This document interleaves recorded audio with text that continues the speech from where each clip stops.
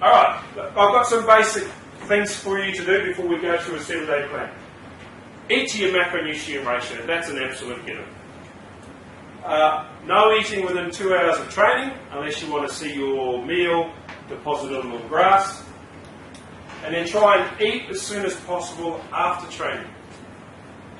You've got about a 90-minute window before your body's ability to uptake the glucose out of the food and store it as glycogen plummets dramatically. With the eating, obviously that's a full meal, not just a banana or... Oh, look, I mean, if we're at Ballymore, I'm probably going to have my meal with me, but if you've got a banana and a protein shake or something that you can carry around with you, then go for it. But don't be coming to training, have not eaten since lunchtime, and then you won't be eating till 8:30 at night. Protein every time you eat. If you have a look at the macronutrient ratio, every single type ought to be eating protein. Avoid, if possible, eating carbs and fats together. Both are great energy sources, but you'll only use one. So you can, I quite often have protein with fat. You've just seen I just love almonds. Almonds, pistachios, they're my go-to source of energy. Change the name of your meals from breakfast, lunch and dinner to meal 1, meal 2, meal 3. Then you'll overcome this hangover as I can't have steak for breakfast. Don't get too hung up about counting calories. Try and eat your meals slowly, sitting down and undistracted, because then you'll get the messages that you really ought to be getting. What are the messages you should get from your food? I'm not hungry. Sorry? I'm not hungry anymore. Yeah, so I'm full. What's another message? I'm satisfied. What should a meal make you do this? Should it put you to sleep? No. Should a meal make you do this? Yes. So we quite often spend our times eating while driving, while working, while sitting at the computer, and we miss the signals. We're not listening to them. So eat slowly, sit down, get away from the computer, stop reading the paper, and listen to the signals that are being given to you. Alright, food first, supplements second.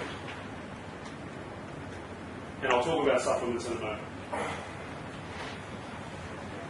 Who's taking supplements at the moment? Anyone? Yep. I'm not a great fan of supplements because I love my food. But interestingly enough, I had to use a dictionary the other day for the very first time in about 10 years. And the definition of a supplement is an addition designed to complete. So it's an on top of, not an instead of. The amount of people that I have come to me who want to take a protein shake so they don't have to eat a meal just baffles me. So if you're going to take a supplement, my recommendation is find yourself a great multivitamin. For those of you who are over 35 in the room, find yourself an omega-3 fish oil and some sort of protein supplement if you can't have steak at every single meal. Game day is no different than any other day. In fact, if your training load is correct, training should actually be physically harder than a game. And so you probably don't have to eat as much on game day as you do on training day. Does that make sense? Alright, so a little bit on water. So excluding training, the easiest way to figure out how much water you should be drinking is you simply multiply your body weight by 0.33. And what that will do is will give you an amount of water that you ought to be drinking in a day in litres. So for those of us who are topping the scales at 100 kilo, do the quick math, move the decimal point 2 decimals to the right, and I'm drinking 3.3 litres of water a day. Which sounds like quite a lot. But if you think about it, I'm also having 6 meals a day. So that's 500 mils before breakfast, 500 mils before morning tea, 500 mils before lunch, 500 mils, 500 mils, 500 mils. And all of a sudden I've drunk 3.3 litres without even thinking about it. 6, 9, 12, 2, 4, 6, and probably another one at bedtime. Okay. let's put together a 7-day eating plan for you guys. Take one and pass it on.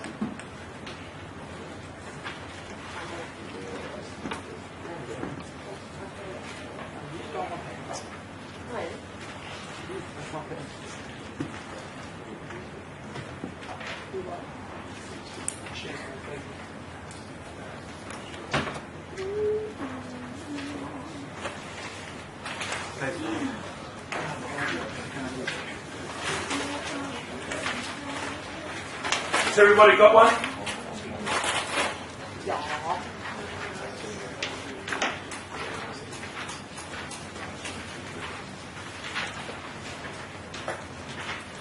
Okay, so what you should have in front of you is a blank piece of paper that looks like that.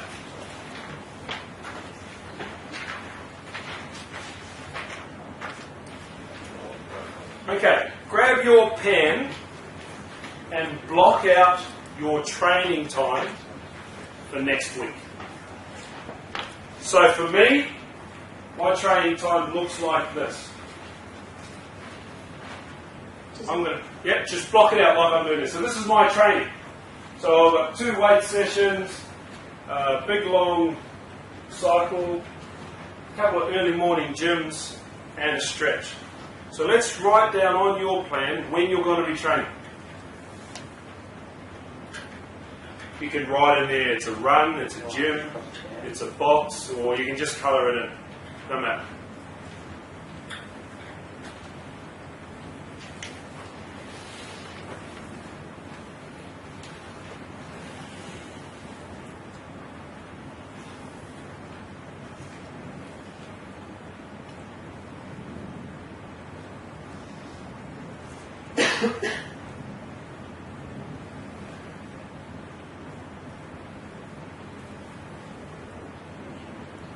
We've all got next week's training plan mapped out. So now that you know when you're training, what's the next step? Yep. So we need to know when we're going to eat to fuel us up for the workouts. So scribble them in. When are you going to eat? So for me, I'm having something to eat around about 3:30 for a 6 o'clock training session. But obviously I'm not going to get out of bed at 4 o'clock for a 6 o'clock gym session. So I'm going to get out of bed and have a piece of fruit and a protein shake about 5:15.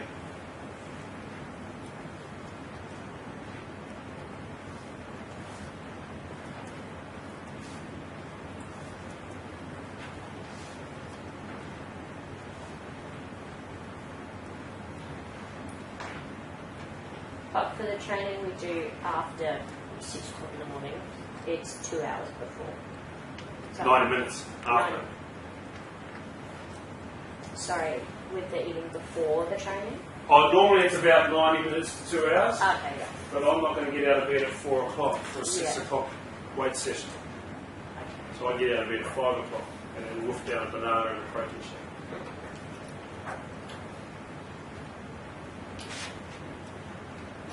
Remember, your training loads will dictate your meal loads. So if you were somebody like Hoff, you saw the loads that he was doing, so you can imagine the amount of calories he has to consume to fuel those loads. That make sense? Yep. Alright, so what's the next most important time to be eating? Afterwards. So then we colour in when we're going to be eating afterwards. Can you let Smoo in?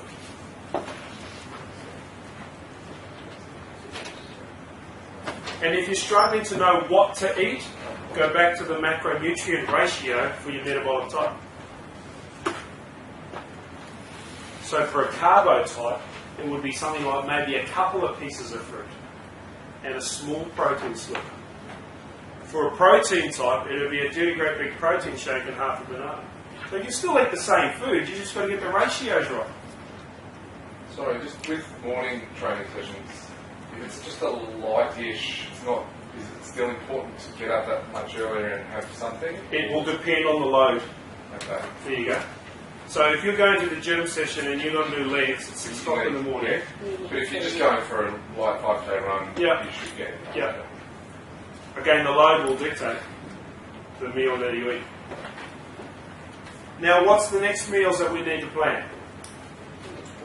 Everything else. Now, bearing in mind, I am ravenously hungry 99% of the day, so I eat often. Are we meant to write that in, or do we? Well, do you have a lunch? What are your lunches in? And if you find that you do okay going from lunch to dinner without a snack, then you don't need to put in a snack. But if you find that you're suffering 330itis because you're reaching for a coffee and a chocolate bar out of the vending machine or a Coke, thanks Simon for bringing it back. More. No, I don't drink Coke with my rum anymore.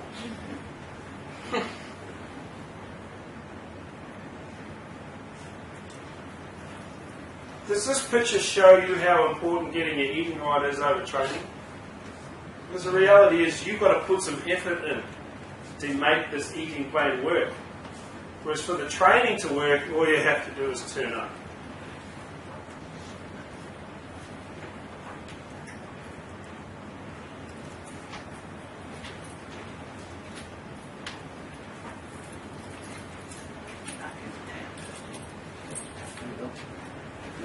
This plan also becomes the basis for your shopping list. Because you now know that if I'm having a banana on a Tuesday, a Thursday, and a Saturday, and at QRU training on a Wednesday and a Monday, I'm going to need 2 or 3 bunches of bananas. So are we now shopping weekly, or are we shopping every 3 days?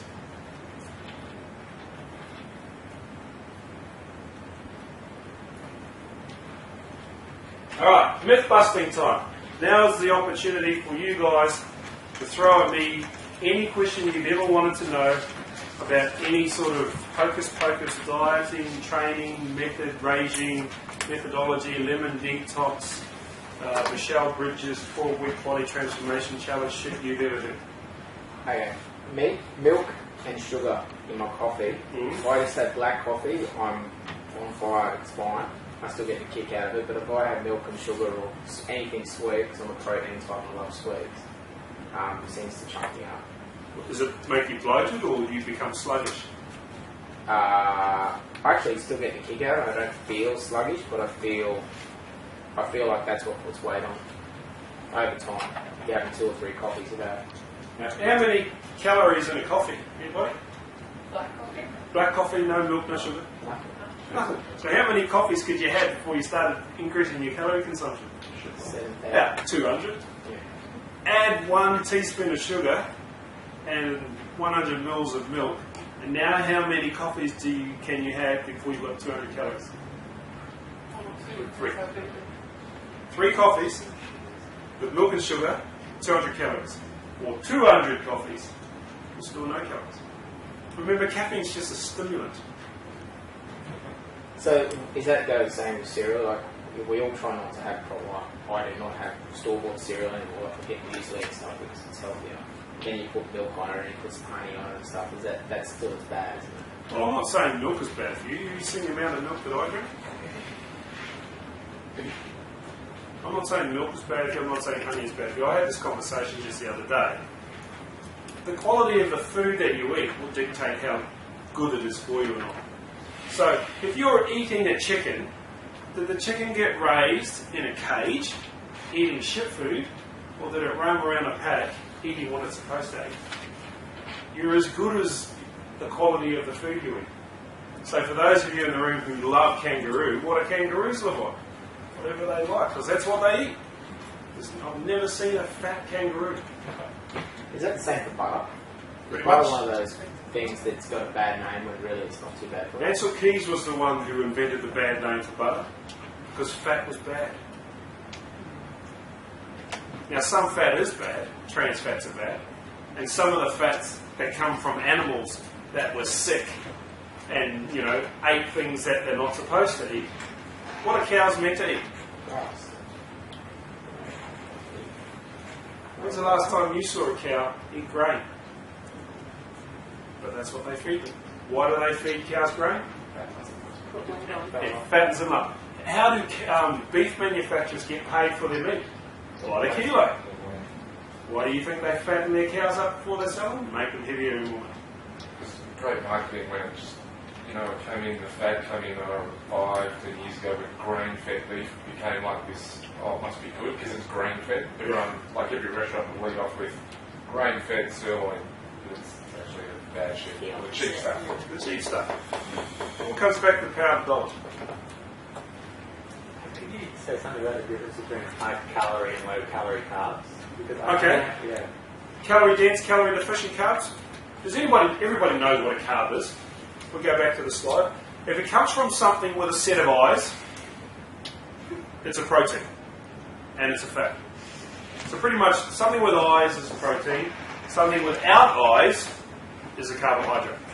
So salad's a carb. Yeah. Yes. Vegetables. So we fall into this horrible hole of, I can't eat any carbs.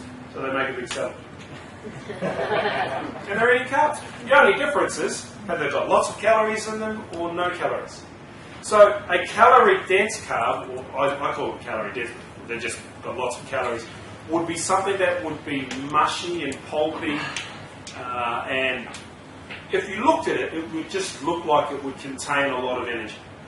So there's potatoes, sweet potatoes, pumpkins, rices and grains. They're a carbohydrate because they came from something that didn't have eyes, and they have lots of calories in them. And then you have other types of carbohydrates that have virtually no calories in them, but have lots and lots of vitamins, minerals, antioxidants and nutrients. So things like celery and lettuce, cabbage, all the green leafy things. I posted a video a few days ago on what 200 calories looks like. You remember? You see how much broccoli you have to get to eat 200 calories? Like 3.5 kilos of broccoli equals 200 calories. Or you can have 3 coffees with a teaspoon of sugar and 200 mils of milk. So if we're trying to strip off weight and we're high protein types, we'll be having like the 60 to the 50% protein and then salad because that's low carb. Yeah, but you'll still need some energy. You'll still need some energy for your workouts, though. So sweet potato and stuff. I eat a lot of sweet potato because I feed in white potato and bread and stuff. My dad told me I can't keep it away completely, so I have a lot of sweet potato. Yeah. So but if we have our ratio right, does it matter less what the ratio? No matter. Eat for your ratio, and your body will drive and tell you what you will be wanting more of. You'll sit down after a meal and go, I'm still hungry. Obviously, you didn't get the ratio right. You're telling me I can have steak and eggs for breakfast. I'm telling you, if you're a protein type, you can join me for steak and eggs. If we're trying to not lose weight, but lose body fat, and probably put on weight, what would be, especially and you're not a big carb or protein, what's going to be the best? You're a mixed type, aren't you? Yeah, What do you like to eat? whatever's good. Which No, but like, well, I'm the type of person that will eat all the time. Not necessarily, like, I don't like eating breakfast. I do, but it takes my body to kick in that I'm hungry, but then I'll just constantly eat. the whole I'm hungry business is a hormone, right? So, like everything that we do, we are driven by hormones. So a hormone tells us when to wake up, when to go to sleep, when to eat, when not to eat, when to go to the toilet, when to have sex. All of those things are all hormone driven. So if your body doesn't send you a message, are you just getting the message and not reading it? Or is the message not being sent? So there are all these people that tell me I'm never hungry at breakfast time, even though they've just got 9.5 hours without eating. Are they missing the message, or is the message not being sent? Steve, breakfast or anything you like? Is oats okay? Oh, well, I had porridge for breakfast yesterday. But then I was hungry all day because I didn't satisfy my ratio. So this morning I had bacon and eggs and mushrooms and spinach and tomatoes. And now I've just been nibbling all day. It's great. So if you eat right for your ratio, your body will tell you. So then put protein powder on top of your oats. Yeah, exactly. That's probably what I ought to have done. But there's someone in this room, and I suspect there's more, who I saw last year, he admitted to me that he was losing concentration in the second half of the game. Oh, yes, I remember you telling us. I said to him, well, first of all, let's go and find out what you're eating. We did that, and luckily he had a nutritionist to help him support while he was eating, and you sort of covered that side. But I guess everyone during the game or at half time feels whether they've done this correctly, yes, that they need some more energy. Have you got any recommendations there? Hoff touched on what he likes in the latest article, or in his article in my latest newsletter. I'm a little bit biased, as I'm about as anti-sugar as I am anti-Michelle Bridges. So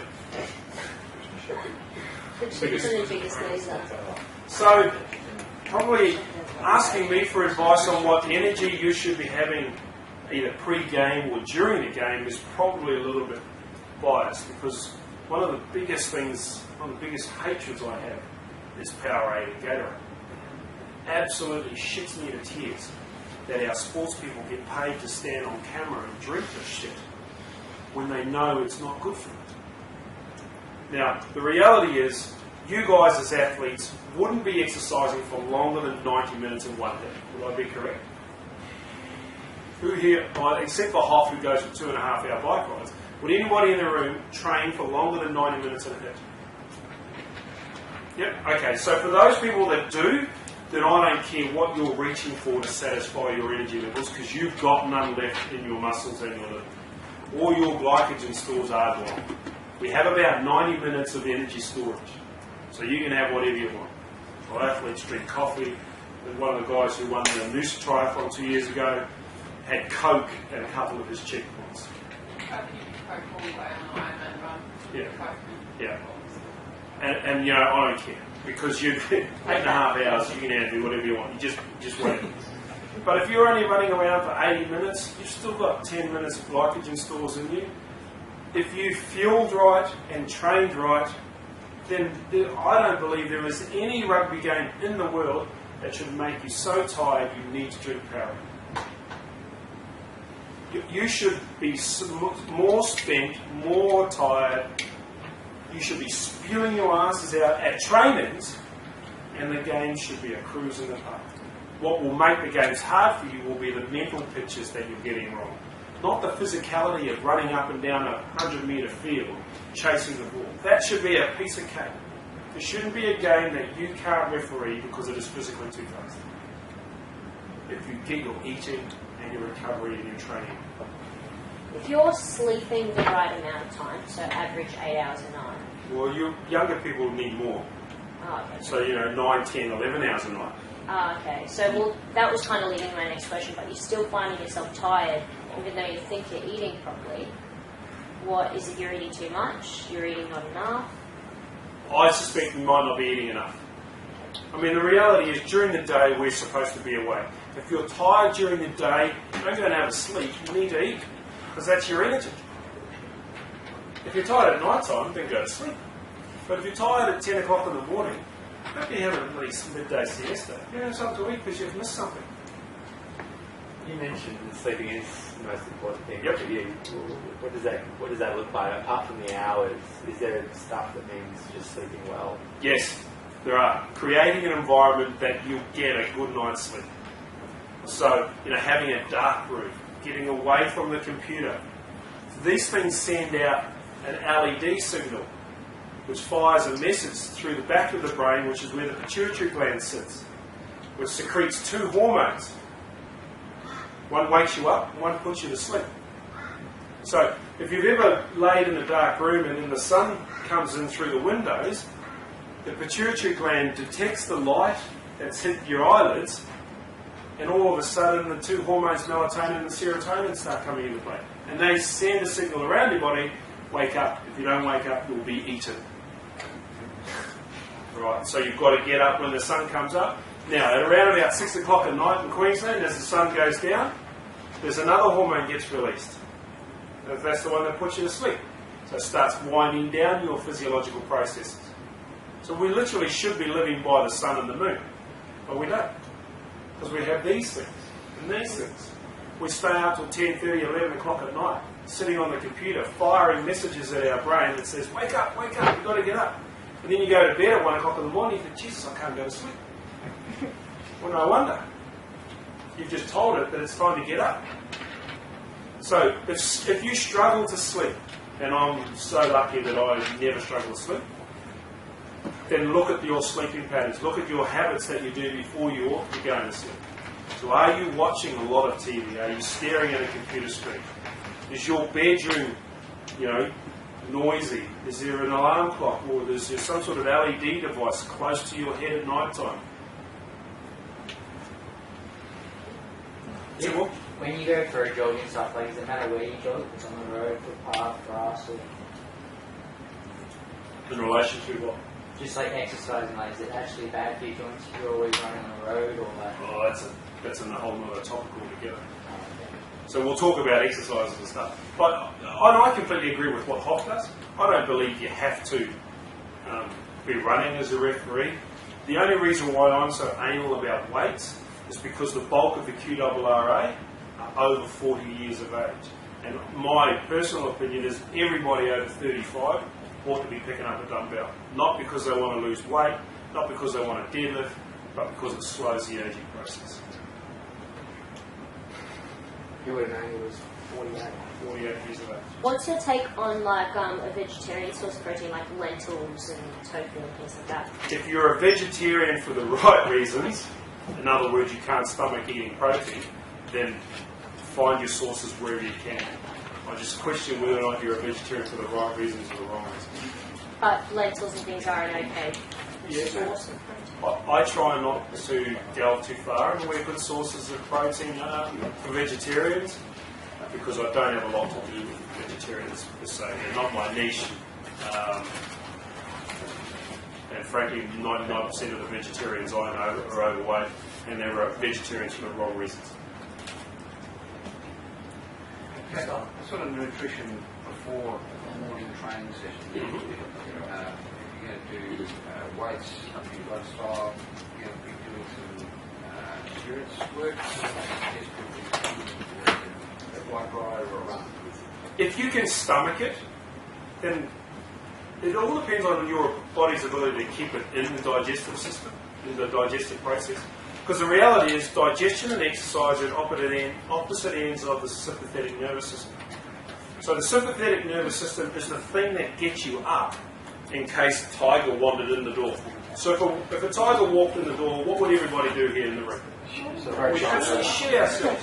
We'd bolt, we'd be scrambling over deck to get out of the room. And the reason, now, physiological changes that have to go through your body to enable you to go from 70 beats per minute to 160 beats per minute and beat Rachel and Dick up as we scramble out the door. It has to happen instantly.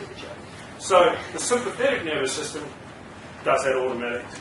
Now the flip side of the coin is the parasympathetic nervous system, which drives everything down, lowers your heart rate, lowers everything else. Now digestion falls under the parasympathetic. So your body can't actually do both properly. It has to do one or the other. Which is one of the reasons why when you've got some food in your stomach and you're training, you vomit it up. Because the body needs blood to exercise, and it also needs blood to digest. If you can't do both. So in terms of what to eat, my go-to carbohydrate in the morning is a banana. Because it's mushy, it's mashy, lots of vitamins, minerals, nutrients, great source of carbohydrates, easy to eat, easy to carry, and I've got a relatively sensitive digestive system, but even I can keep a banana down. Unless, of course, I'm refereeing a rugby game and nerves kicked in and you're just vomiting anyway. We've got a couple more slides to get through, so any more questions? Yeah, just Yep, one. Chris. Just going back to what Dick was saying about the energy levels. Yep.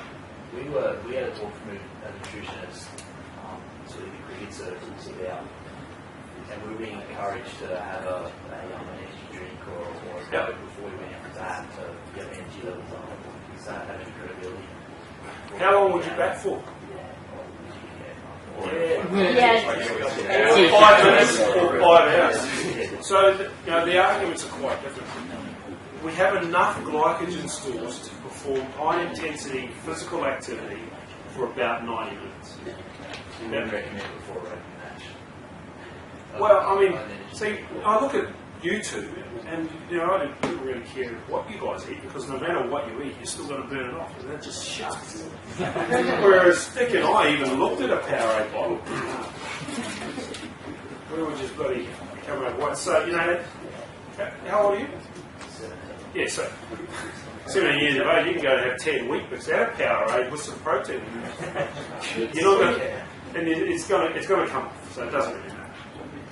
When you start getting up around the 30, 35 years of age, then we have to train smarter, we've got to eat smarter, we have to do sneaky things like stay between the two 15-metre lines. So we narrow our field, we only go as far as the 5-metre lines that way, because we don't quite get to a goal anymore. Whereas you probably get outside the bloody winger and score and try after it. Does metabolism play a big factor? Like someone is slow, someone is Yep. fast? Yep, absolutely. And metabolism is driven by hormones. So if your metabolism is slow, then there's faulty hormones going on. The amount of obese women that I see whose thyroid doesn't work. Now, thyroid controls metabolism. They say, the reason why I'm obese is because my thyroid doesn't work. The chances are they got obese and stopped their thyroid from working. In fact, in the US, do they really drink that Gatorade, or they just throw it over the coach? Yeah. But every press conference, the first thing a player of the day gets. It's all advertising, all they really use it, because they should be super. Well, the actual the formula Gatorade came from the University of Florida. Florida Gators in the early 60s invented this super energy packed carbohydrate drink that worked. Pepsi went and bought it and changed the formula to make it appeal. Okay, so are you athletes, yes or no? Yes. Yes. If you think like an athlete, you'll eat like an athlete, which means you'll train like an athlete, which you will become an athlete. What's Coley looking for?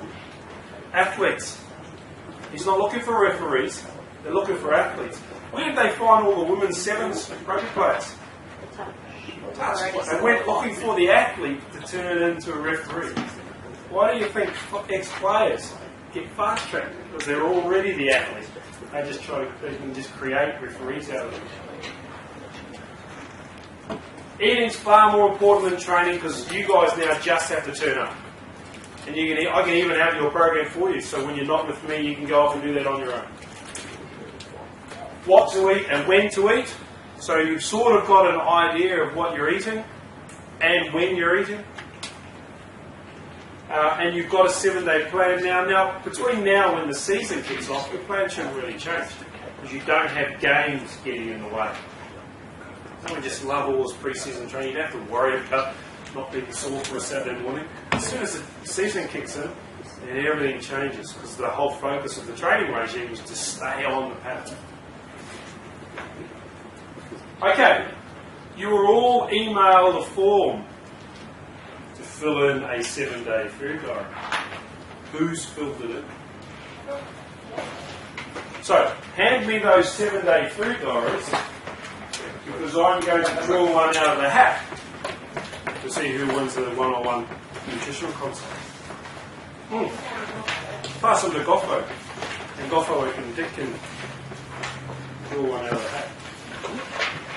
And for those of you who don't already have one, those 2 free books I was telling you about, you can download them now.